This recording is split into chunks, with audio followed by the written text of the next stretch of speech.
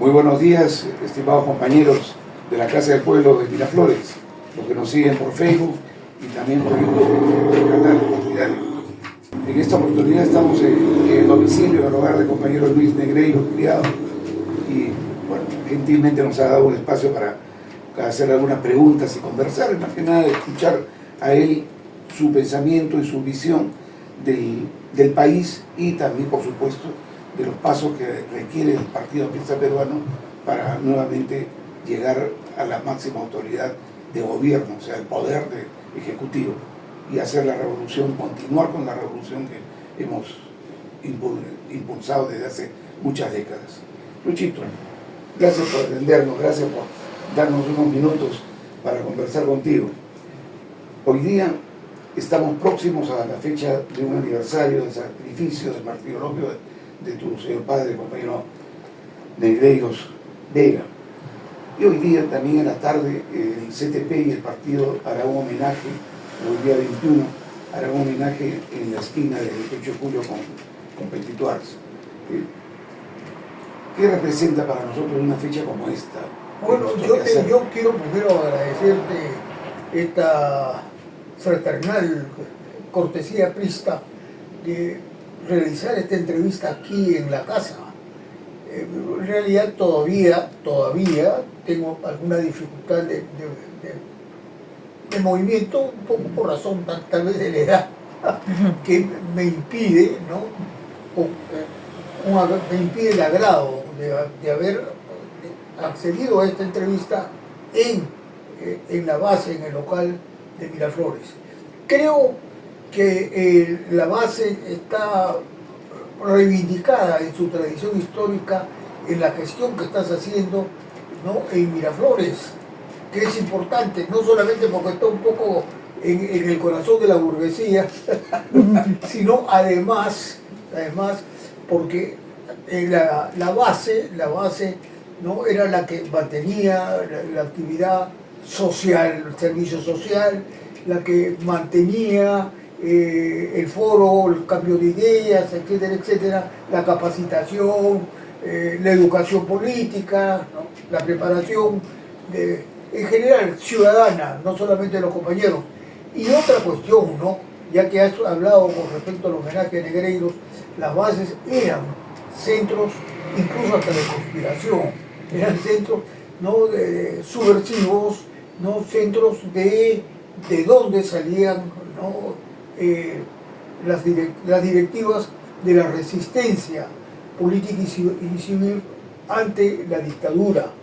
Negreiros justamente cae la noche del 23 de marzo entre Petituars y el 28 de julio, saliendo de visitar la base de Jesús María, y en el ínterin se iba a la base del RIMAC. En las bases, no, porque estaban los compañeros, etcétera, había reuniones programadas con dirigentes barriales, dirigentes sindicales y dirigentes que venían inclusive de otros grupos políticos, en fin, a entrevistar, ¿no?, a los dirigentes, y en este caso a Negreiro. Entonces, eso en Jesús María, y de esa noche él tenía un recorrido, ¿no?, de bases, cosa que hacía permanentemente. O sea, creo que Miraflores cumple, ¿no?, a cabalidad, ¿no? El último no, porque en realidad la lucha del partido ha permitido que haya otro marco político que permite las dos cosas anteriores, tanto la relativa a la difusión de las ideas, de los principios, como también incluso del servicio social. En estos aspectos creo que yo diría, en estas circunstancias se constituye como una actividad muy importante, ¿no?, en el partido, las circunstancias que también está confrontando para ver el futuro, porque es esa base que hay que desarrollarla e enriquecerla, el pilar, ¿no?, fundamental para el relanzamiento partidario, ¿no? Gracias, Lucho. Miraflores está tratando de dar la talla y la exigencia del caso. nosotros tenemos un compromiso partidario, nos conocemos de épocas más juveniles y bueno, seguimos en la tarea, ¿no? Y recordando siempre, por supuesto, pues, el sacrificio de muchos héroes como Luis Negreiros Vega. Tratemos de cumplir con ellos. Lucho, quería preguntarte, ¿cómo ves el panorama internacional en este momento de Perú con una presidencia, digamos, no encargada, sino sucesora de un fracaso del presidente que tuvimos con Castillo? Y con la relación que tiene el gobierno de Dina Boluarte con los países del hemisferio de nuestro sueño de Centroamérica. Bueno, yo creo que es complicado, ¿no? y se va a complejizar, ¿no?, en los días que vienen este tema, ¿no?, este asunto para el país y para la región, para América Latina. Es probable incluso que se pueda revisar el Tratado de Libre Comercio, ¿no? La gestión de Trump, ¿no?, tiende justamente, busca eso con las medidas que anuncia, incluyendo la de los aranceles, ¿no?, a medidas como esta, ¿no? Yo recuerdo en el Congreso se discutió mucho el Tratado de Libre Comercio, ¿no?, el famoso TLC. Allí en ese debate realmente se definieron mucho las relaciones. Los apristas aportamos obviamente, ¿no?, y creo que sustantivamente, ideas, planteamientos, propuestas nuestras. Bueno, eso creo, ¿no?, que te decía que se va complejizando, porque eso implica, ¿no?, limitaciones serias al desarrollo de nuestro comercio, ¿no?, exterior, que no obstante no sé primero en este rubro, tal vez no es el primero de Estados Unidos, pero es un mercado realmente importante, sobre todo en nuestros productos agroindustriales, ¿no?, y más que mineros, agroindustriales, incluyendo los arándanos, en fin, etcétera, etcétera. Y en el Perú relativamente, pues, de las últimas décadas es una actividad líder, exitosa en la economía del país. Entonces eso afectaría, por ejemplo, ¿no?, y con ello un sector moderno, muy moderno de la economía, que se trata realmente, ahora se hacen esfuerzos para que pueda no solamente dar un rendimiento mayor en la economía, sino además, ¿no?, para que sirva, ¿no?, para el desarrollo interno del país, para que se extienda aún más la agroindustria, ¿no?, haya un crecimiento, y luego para que, yo diría, ¿no?, una cuestión fundamental, el bienestar colectivo, y naturalmente lo que corresponde a los actores de esta tarea, que son, pues, los trabajadores agroindustriales. A propósito, estábamos hablando de Negreiros muy tempranamente. Él fue uno de los promotores en la organización de arroceros, azucareros, ¿no?, en Arequipa, por ejemplo, ¿no?, en Pacasmayo, por ejemplo, los arroceros, en Arequipa, Maje, etcétera, etcétera, y azucareros en el Valle de Chacama, etcétera, etcétera. Él tuvo un trabajo importante, ¿no?, con los trabajadores campesinos, a los que contribuyó a organizar en lo que en ese momento, por supuesto, existían, ¿no? Bueno, y en esto hubo avances. Creo que Negreiros en ese sector, ¿no?, entró a cumplir, ¿no?, una tarea importante para algo que creo que nosotros no debemos perder de vista, que estaba dentro del proceso, ¿no?, por el que murió Negreiros. Negreiros murió combatiendo por la revolución de paz y libertad, ¿no es cierto? ¿Y cuáles eran los delitos? Él era perseguido a vida o muerte, ¿no? Y eso estaba claramente demostrado, ¿Por qué? ¿Cuáles eran los delitos? Justamente el organizar las fuerzas de estos sectores que sufrían explotación, postergación y que requerían reivindicarse. Y el paso de esta revolución de paz y libertad y de su instrumento, en este caso del partido, era justamente, ¿no?, abrir el camino otra vez de la organización de ellos mismos y naturalmente del fortalecimiento del Frente Único.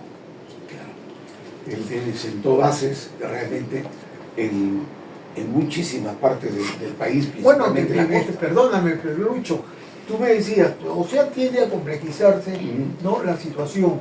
¿No? Ahora, creo que este es un país que se desarrolló, digamos, y en eso hay un papel importante de la... Así como el APRA contribuyó a una institucionalidad democrática que está deteriorándose, igual, ¿no?, creó, ¿no?, un buen marco para el desarrollo de nuestra economía, ¿no?, incluso aceptando un poco entre dientes, aceptando medidas económicas que pudieron ser muchísimo mejor y hoy sería la situación distinta. Por ejemplo, fíjate, las asociaciones público-privado que reemplazan a veces el egoísmo ciego de la empresa privada o el burocratismo de las empresas estatales. Entonces, esta es una nueva concepción, pero es idea fresca. Bueno, pero eso está dentro de este proceso del que estamos hablando. Entonces, yo te quiero decir, el país hasta cierto punto tiene sus fortalezas, ¿no? Tiene sus fortalezas y que van a, obviamente, va a permitirle, por ejemplo, la política, el trato que va a encarar en este nuevo panorama, en que tiene frente principalmente a los Estados Unidos. Y de otro lado, también no hay que olvidar, ¿no?, el tema con China, que es un tema un poco controversial, ¿no?, para Trump, ¿no?, y un tema que no es fácil de las relaciones comerciales, fundamentalmente, ¿no?, con China, con nuestros países y concretamente con el Perú. Bueno, yo te podría en este contexto incluso señalar, ¿no?, que la importancia del puerto estratégica, del puerto de Chancay, etc. Entonces, ¿cómo veo? Lo veo con preocupación, ¿no? Lo veo con preocupación porque eso va a implicar, digamos, ¿no?, incluso por lo pronto un manejo de nuestra economía que para un sector conservador consiste fundamentalmente en reducir, y en general no es malo, pero tampoco los extremos, ¿no?, austeridad cuando se puede, ¿no?, del déficit fiscal, ¿no?, que implica menor gasto público, y esto obviamente se refleja en el crecimiento, en el desarrollo, ¿no?, del país, de manera de que va a implicar, ¿no?, problemas de orden laboral, obvio, por la situación misma interna del país de crecer como de estas relaciones.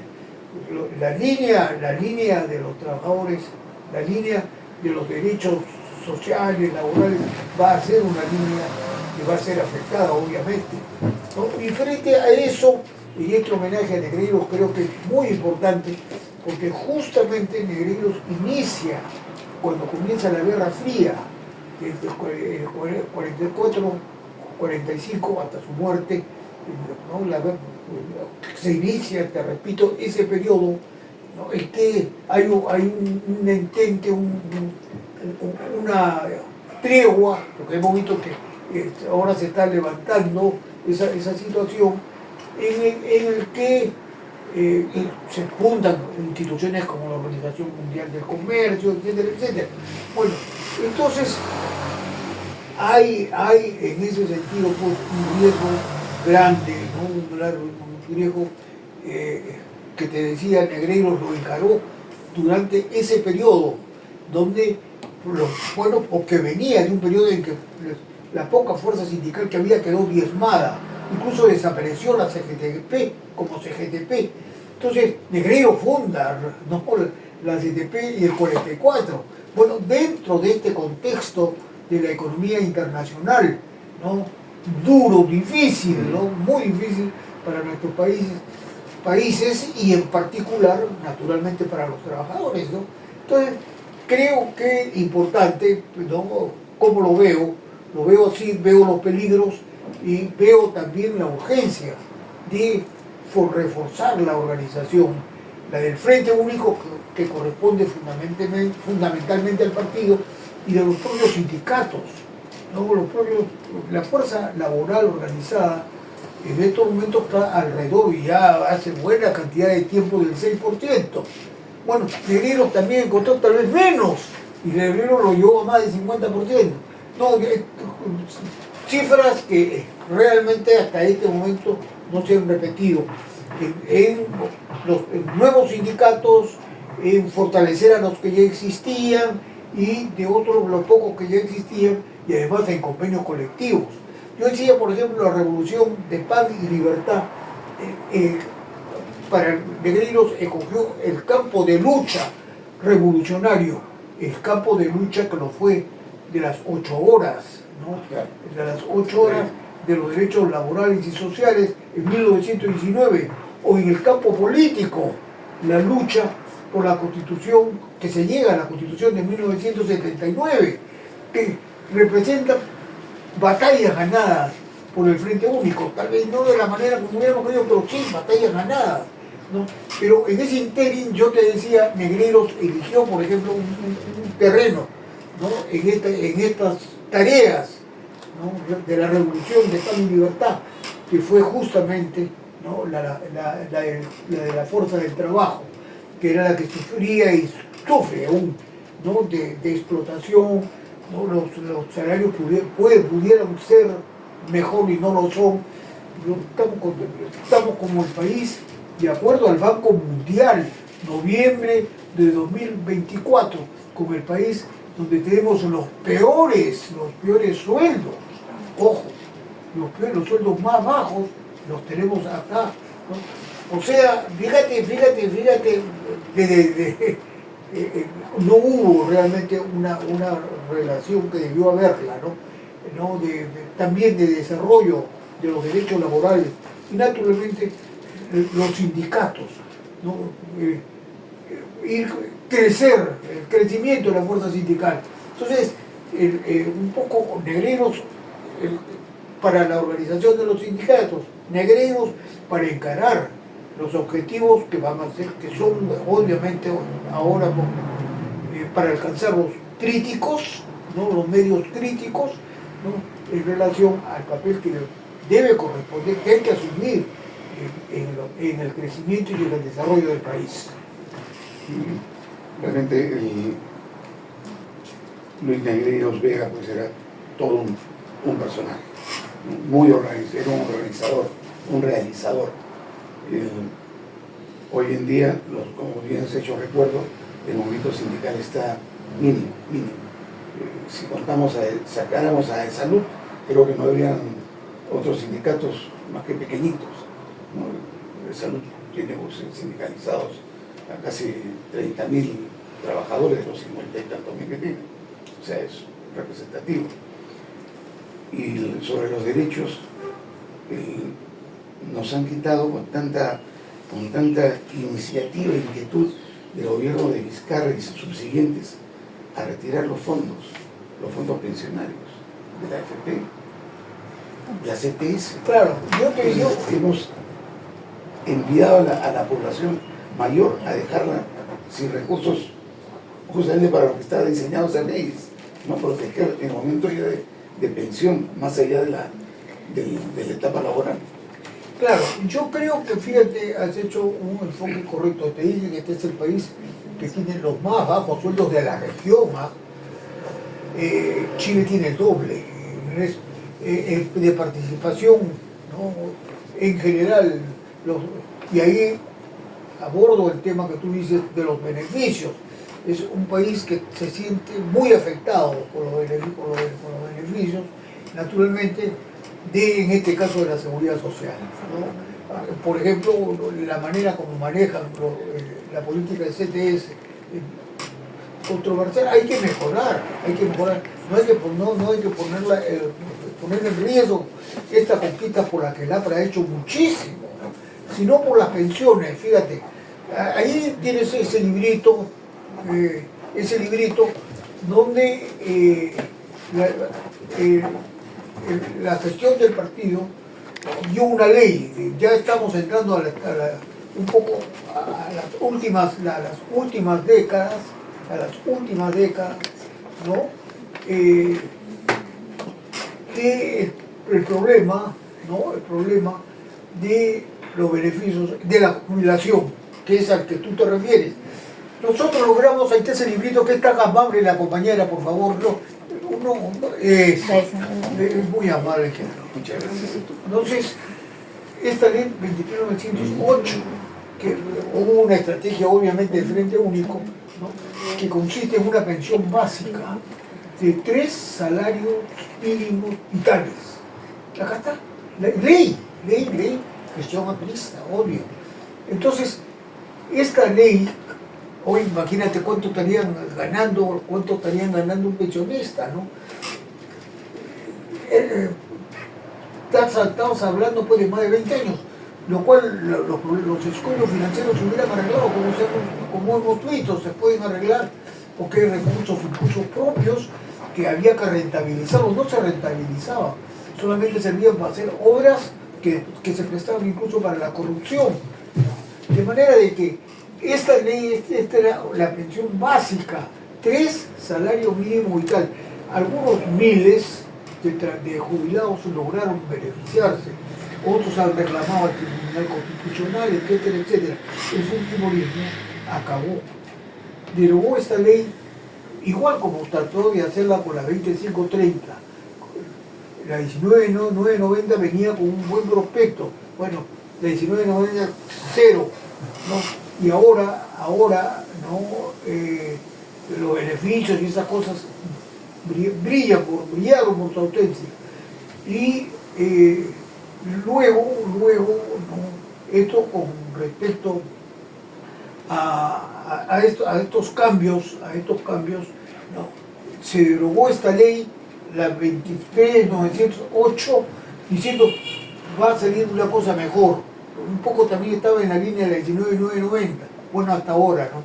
Obviamente no hubo la reacción que debió haber por defender, para mejorarla, porque, te repito, el APRA la planteó como una cabecera de playa, como una avanzada en el tema de la seguridad social, porque obviamente siguen siendo de hambre las pensiones de nuestros jubilados, y ya pues incluso suman centenas de miles, ¿no?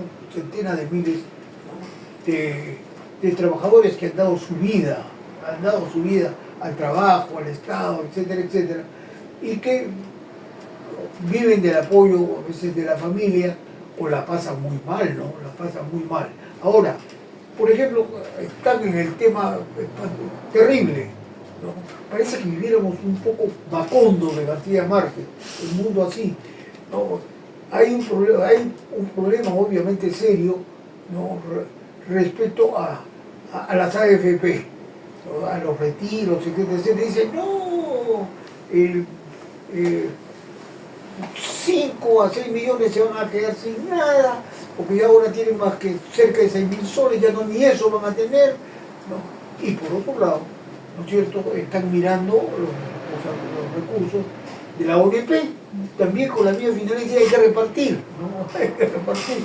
Bueno, cuando realmente, fíjense que esos fondos deberían dar recursos para su fin pensionario, bueno, y el Estado decir, sí, esto se quiere retirar por esto, hay que crear un fondo, ¿no? Crear un fondo, no, yo te defiendo tu pensión, ¿no es cierto?, pero en este fondo, con este fondo, vamos a financiar, ¿no?, la atención, la solución de tus necesidades. Bueno, un poco la idea, inclusive, de hacer participar el sistema contributivo con los impuestos, hay una ley que está vigente, ¿no? La ley que se ha aprobado hace unos meses, pero como si no existiera. Pues por eso digo el mundo de Macondo. Hablamos de la 2530, hablamos de las AFP, y esta ley, porque se supone que era una reforma integral. Bueno, porque en realidad fue hecha, no fue hecha como debió haberse hecho. Por eso el APRA arrancó, dijo, vamos a arrancar eso. Nosotros hemos participado mucho en el debate.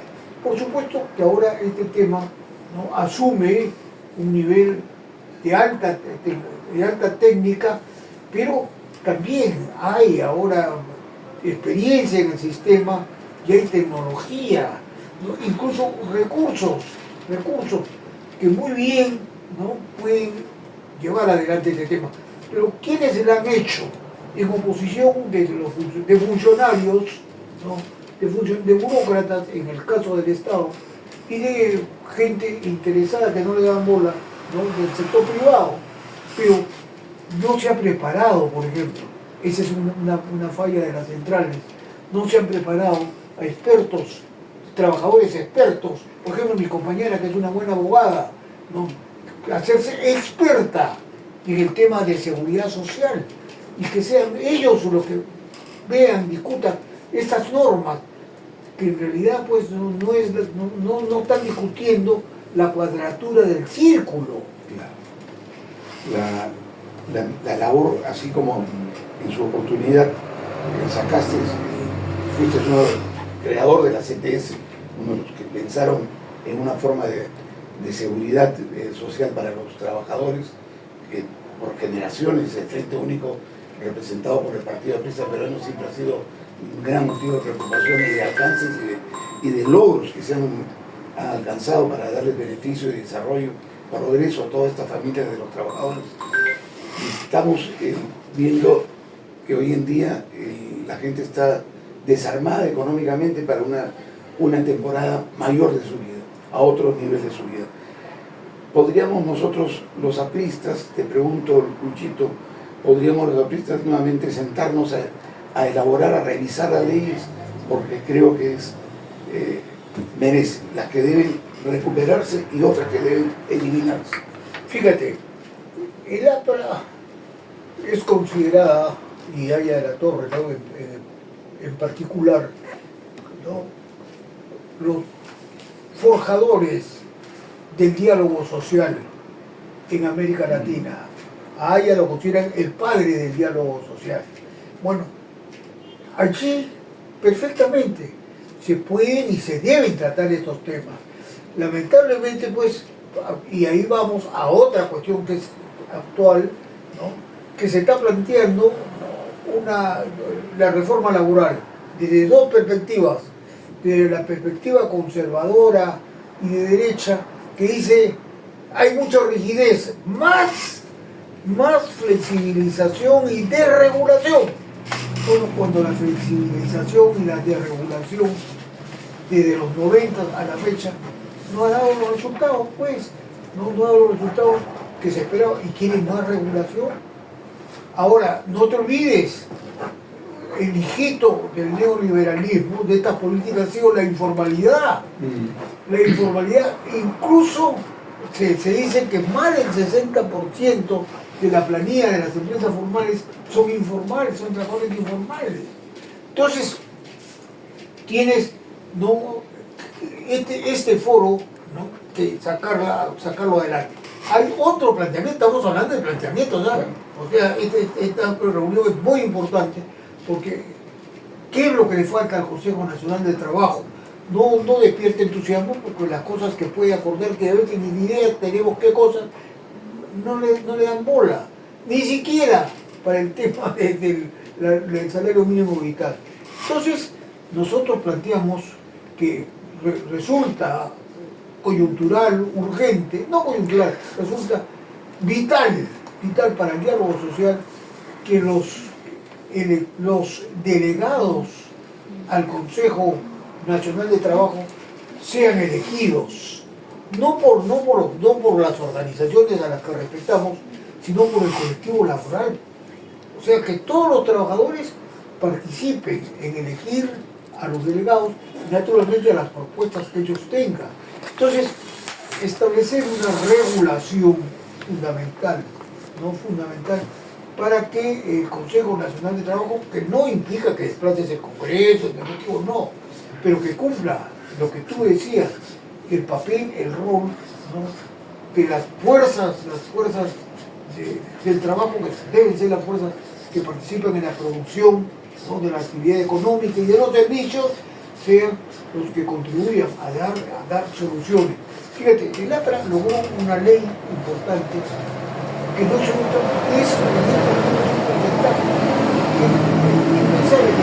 importantísimo, que es la ley de las asignaciones familiares, que la llevó a la Constitución y luego a la ley, la llevó las asignaciones familiares. Bueno, y fíjate, para este tema de la que tú me dirás, sí pues mucho, pero es que hay rigidez, no la hay, porque inclusive este gobierno, que no es sospechoso de aprimo, este gobierno, ¿no es cierto?, dice que los costos laborales no son causa de la informalidad ni de los problemas. O sea, él está reconociendo que los salarios no influyen en ninguna solución, al contrario, hay que mejorarlo. Pero con la desregulación, o sea, la desprotección y la flexibilización del trabajo, ¿no? Bueno, no se logró ningún resultado. El trabajo temporal, que ha ayudado, nada, se ha desnaturalizado, ¿no es cierto? Y todo es prácticamente trabajo temporal, ¿no? Se han dado 37 modalidades de trabajo. Entonces, esa desregulación y flexibilización no resuelve nada. Más que eso, entonces el APRA planteó el año 20, ¿no? 2020-21, planteó, yo tuve el honor, ¿no?, de tener la representación del partido, de la célula, para impulsar la Ley General de Trabajo, justamente una respuesta a esos planteamientos laborales neoliberales, ¿no? Entonces, allí, porque se necesita flexibilización, hay que pensarlo, ¿no? La tecnología y todo implica, ¿no es cierto? Implica, pero regulación sí, proteger. Por ejemplo, tú que eres un experto, ¿no?, y entras a la actividad digital, los derechos que te dan son muy escasos, muy relativos. Hay alguien que sí, con tu fuerza de trabajo se beneficia más, ¿no? O tú mismo no tienes los márgenes de ley para poder beneficiarte. Entonces, por ejemplo, eso requiere obviamente que no puedes a ese trabajador digital, tecnológico, ¿no?, ni despedirlo, de eso llaman despidos tecnológicos, ni tampoco, ¿no es cierto?, puedes dejar de proteger los derechos que obviamente los tiene, porque cumplen un papel muy importante, ¿no?, en la vida, en la actividad económica. Entonces, esta ley, te repito, este proyecto de ley, ¿no?, de Ley General de Trabajo, ¿no?, se erigía como esa respuesta. Ahora, pasó, se discutió y se aprobó varias veces, porque se ha visto y se ha revisto en la Comisión de Trabajo. Nunca quiso tratarlo el Pleno, porque obviamente las razones son muy sólidas, ¿no? ¿No? Por ejemplo, a ver, explica pues, ahora vamos a hablar de volver a la CTS, explica, ¿eso es un sobrecosto laboral? No, es un beneficio que hay que cuidarlo y hay que mejorarlo, no que empeorarlo ni destruirlo, ¿no? Porque, por ejemplo, con los 12 sueldos y refundir todo, por ejemplo, desaparecía la CTS.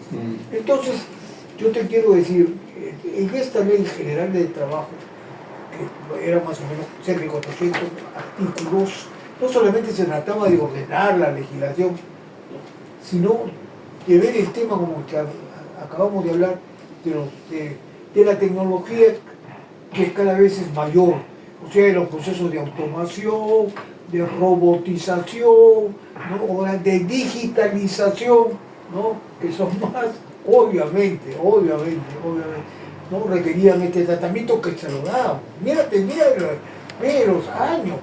Entonces, eso no querían obviamente discutirlo, ¿no? Por tema de plusvalía para los comunistas, o el tema de sobrecostos laborales de la derecha, en el pleno. Decían, no, por eso, incluso recuerdas tú que el compañero García en varios mítines decía, la derecha me ha pedido la cabeza de Negreiro, que no, porque a mí me correspondía por mí, por supuesto por mis convicciones, pero también por los principios del partido, ¿no? Que eso es un poco lo que yo estoy exponiendo, ¿no? Lo que yo estoy poniendo. Entonces, por ejemplo, en la Ley General de Trabajo, logramos conseguirnos, ¿no? Conseguimos el 95% de artículos por consenso, porque no se podían escapar a aprobarlo. Pero ahí está, pues, ¿no? Ahí está, ¿no? Entonces, tienes tú, Lucho y compañeros y amigos de Miraflores, que en eso el APRA cumplió un rol. No estábamos, te insisto, poniéndonos, hay que flexibilizar, porque la legislación que existe, ¿no es cierto?, ¿no? Es importante que considere, o no, es importante los derechos que protege, pero es importante que se abra, ¿no? a las nuevas ramas, ¿no? del sistema, a nuevas ramas del régimen de trabajo laboral en el país. Claro, una ley que proteja al trabajador, como que también apoya e impulsa el desarrollo de nuevos puestos de trabajo a través del buen empresario, del ciudadano peruano que apuesta por el país, por poner nuevos negocios o fábricas o actividad forestal, agroindustrial o pesquera. Hay tantas modalidades de labor que todas hay que protegerlas.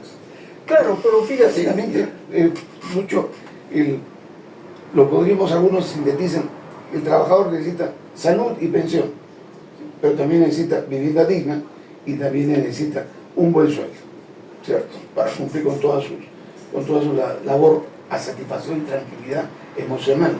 Porque tienes trabajo, sí, pero el trabajo lo ajustas, ¿no? Si yo desayuno en la calle, ya no alcanza para almorzar, ¿no? O peor, si yo voy a comer mis alimentos de la calle, ¿qué comen en mi casa? Así es. Entonces tenemos que reconocer que al trabajador, más allá que requiere salud y pensión, ¿no? Tiene que tener bienestar. Claro, hemos hablado un poco de los requerimientos, ¿no? de orden laboral, ¿no? Creo que son fundamentales. Derechos que incluso en una u otra forma también quieren chocar con ellos, ya te dije, por ejemplo la compensación del tiempo de servicios, ¿no? Nosotros, la lucha no solamente en crear la compensación como derecho, tuvo el APRA, sino incluso trataron de imponerle topes, porque siempre ha habido la idea de desaparecerla, de 12, 30 y 60. Me correspondió a mí una gran lucha por la integridad de la CTS, el último sueldo por los años de servicio. Hasta el final la lucha, que no solamente la hicimos en el Congreso, sino la hicimos incluso, en este caso, en el sindicato portuario. Yo tuve la suerte incluso de que en estos temas me consultara con el compañero Víctor Raúl, no solamente en el tema, por ejemplo, del Callao, ¿no es cierto?, donde dimos una gran batalla por la recuperación de la participación de renta de aduana, que le dio un gran impulso a la gobernabilidad del Callao, y que me dijo, bueno, esta campaña la aprobaba, obviamente, que se hacía para recuperar este derecho para el pueblo chalaco. Si no, me dijo, no te olvides, Eso se logra del diezmo de la educación. Entonces creamos, ya tuve el honor del partido, de su nombre, el Fondo Educativo en el Callao, que permitió que todos los profesores tuvieran posibilidad de tener doctorado, ¿no? Tener magísters, los alumnos que pudieran tener, y ellos, laptop, se hicieron laboratorios, ¿no? Internéticos, ¿no? Cibernéticos, una ley aprista que no se difunde, lamentablemente, pues, como todas estas iniciativas fueron perdiendo impulso. En lugar de generalizarse, ¿no? Y de lograr, digamos, ¿no? Financiar, ¿no?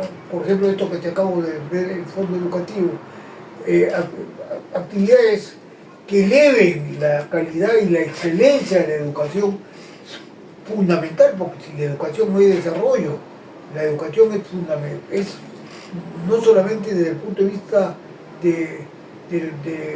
del valor material del trabajo, sino desde el punto de vista innovador, creativo, que es un poco lo que da la excelencia de la educación.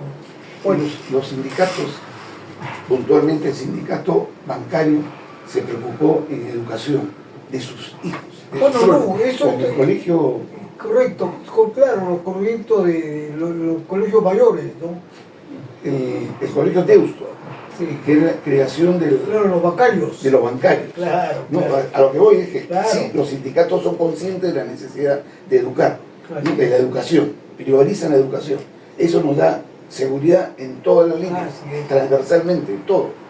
Gente educada, gente con principios, gente con valores. Así es, y el partido es el partido de la educación, no te olvides. Claro que sí. Nosotros nacimos como un gran movimiento educacional, ¿no? No solamente por las universidades populares, fundamentalmente, ¿no? Porque eso es una institución fundamental, sino además, ¿no? Por ejemplo, la gratuidad de la enseñanza y en general la preocupación permanente, ¿no? Que se tiene, porque no puede ser insustituible, ¿no? La educación para, en este caso, la revolución de paz y libertad, que está en ambas dimensiones, tanto del pan, o sea, de la justicia, ¿no? Porque ahora el mercado de trabajo requiere que el trabajador tenga capacitación, esté preparado. Hay una relación, por ejemplo, de la educación con los puestos de trabajo, y cada vez, obviamente, con nuevas tecnologías, etcétera, etcétera, y relacionados con la libertad, porque la libertad sirve primero para que haya lo anterior, para reclamar, para plantear, sin tapujos, ¿no? Sin la interferencia de los intereses creados. O sea, ahí tienes claramente las dimensiones de la revolución de paz y libertad, ¿no? Ahí tienes ambas dimensiones. Y mira cómo es un paso en ese proceso, de este proceso revolucionario, que insisto, ¿no? En mi afirmación, que comienza en 1919 con la jornada de las 8 horas, y que un poco plasma la Constitución de 1979, avances. Por eso yo creo que el homenaje a Negreiros es más revolución de pan y libertad, ¿no? Que puede hacerla cada aprista, que la hace cada aprista, una aprista que motive, por ejemplo, para avanzar, que crea una organización, es un aporte a este proceso de la revolución de pan y libertad. Ahora, lo ideal, obviamente, que gane, conquiste, más que gane, conquiste el poder, porque ese el poder, que es importantísimo, ¿no? Que conquiste el poder para el Frente Único de Trabajadores, Manuales e Intelectuales, o sea, para las clases productoras y las clases trabajadoras, Bueno, ese es lo ideal, ¿no es cierto? Que podía después de 100 años, podía encontrar una, o 70 años, 80 años, podía tener, por ejemplo, en las próximas elecciones, que pudiera ganar, por ejemplo, ¿no? el APRA. Entonces, tendrías un gobierno de esta naturaleza, ¿no? Un gobierno que tiene esta doble dimensión, ¿no? Del pan y la libertad. Repito, por ejemplo, el tema del PAN, que es el tema del desarrollo, está analizado y está muy bien expuesto por un premio Nobel de la Economía, ¿no? El desarrollo. Pero dice que este desarrollo no se puede hacer sin la libertad. Premio Nobel. O sea, tiene razón el APRA, claro, moderno, tiene razón el APRA completamente. Entonces, cada prista, ¿no? Cada prista, ¿no? Ya que estamos ahora con dificultades institucionales, cada prista trata de hacer eso. Por ejemplo, los compañeros, como el trabajo que se hace en Miraflores, con la difusión, con la educación política, cultural, científica, ¿no? Se va avanzando en esa dirección, pero hay que orientarse, ¿no? Al contenido revolucionario que hay que poner, capacitarlo. Por ejemplo, fíjate, Lucho, nosotros teníamos en el sector financiero una federación bancaria importante. Lamentablemente los camaradas, los camaradas en general, bueno, un poco extremaron la cosa, y los grupos que se sucedían, las fusiones y todo eso, iban reduciendo, desapareciendo los sindicatos, y finalmente han reducido ni siquiera una existencia vegetativa de la federación. Pero es uno de los sectores más importantes, el sector financiero y de seguros. Bueno, no se trata de destruir bancos ni de seguros, no, pero se trata de organizar allí a trabajadores que están con salario mínimo y son trabajadores calificados. Y como tú dices, temporales. Así es.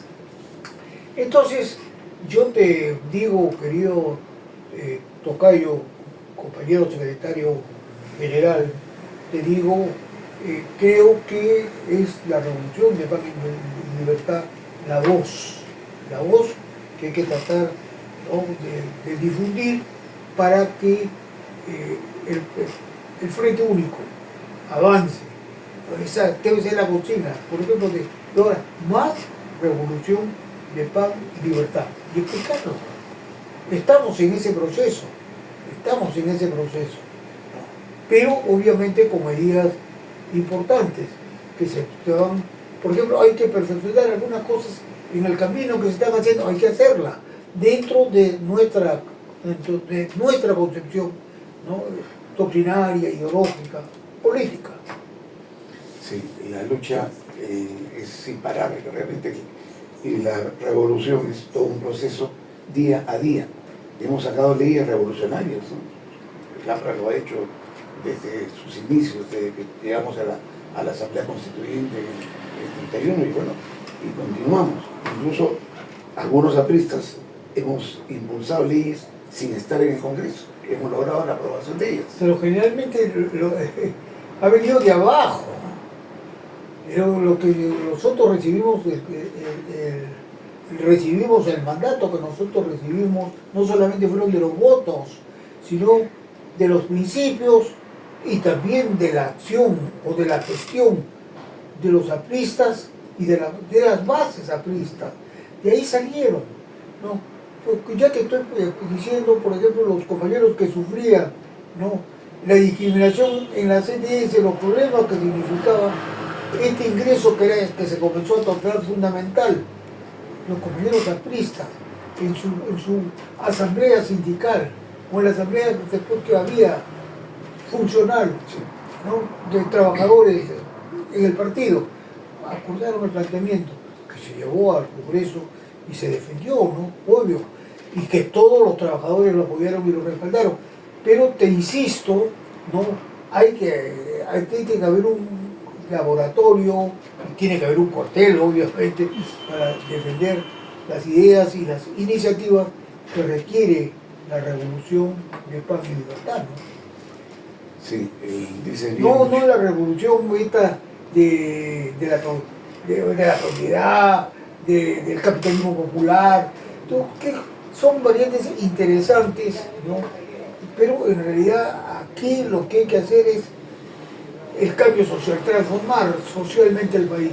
Y para eso requieres una revolución de paz y libertad. Claro, una revolución que construya, una revolución que llegue a todas las familias peruanas en búsqueda del bienestar, del progreso, del desarrollo. Eso lo tenemos claro con pan y libertad. Lucho, te agradezco el tiempo que nos has brindado con las buenas ideas y recuerdos y compromisos que estamos asumiendo, porque hay leyes que tenemos que rescatar, hay leyes que tenemos que perfeccionar o actualizar algunas, ¿no? Y en esa línea de trabajo es que te comprometo para que continuemos y considera la base de Miraflores como un gabinete de trabajo, como el cuartel del pensamiento, ¿no? Tenemos ambientes ahí destinados justamente para este tipo de reuniones especiales, ya sea por Zoom o como ahora, reuniéndonos personalmente contigo. Muchas gracias, tocayo. Ahora, ¿cómo salen las revoluciones? ¿Cómo salen? Fíjate todo lo que es importante. ¿Cómo salen?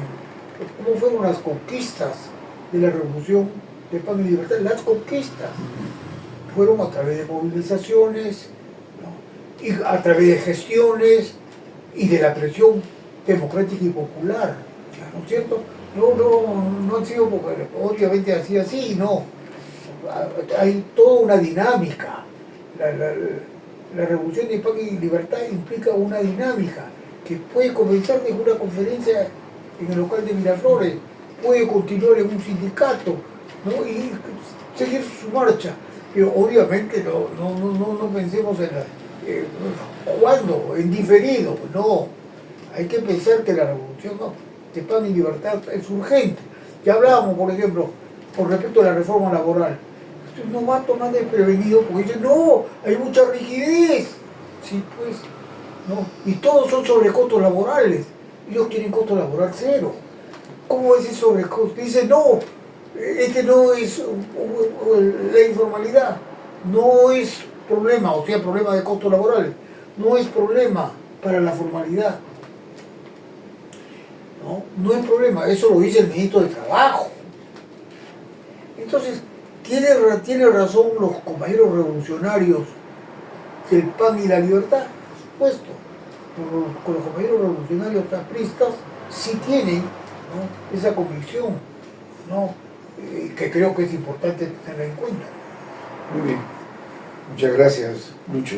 Bueno, amigos de la Casa de Miraflores, hemos tenido el gran honor de escuchar a nuestro dirigente y líder, como siempre, Luis Negreiro Criado.